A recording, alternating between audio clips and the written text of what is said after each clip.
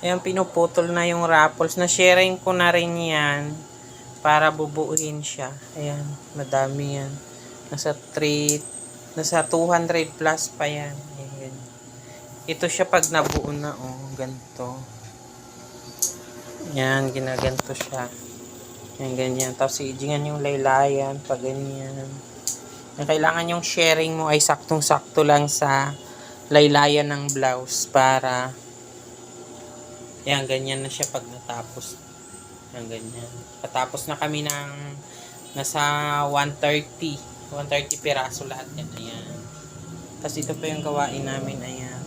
Tapos ito yung ginagawa ko naman ay yung pangharap naman. Ayan. Nakabitan ko ng lining. Ayan, ganyan siya. Tapos ito yung mga nagawa na panglikod. Yan, lalapatan ko na rin lang yan ng dito, oh, 116. Yan. Sa lapas. Ito hindi pa siya tapos kasi sinangat muna maglupi. Ayun, linupian muna pa natapos. So, ayan, ang dami pang pinuputol. Ito, may isang design pa kami. Ay, di, binigyan din pala uli kami kanina ng design na ganito, oh. Ganun yung design niya. Ayan, ganyan siya. Tube.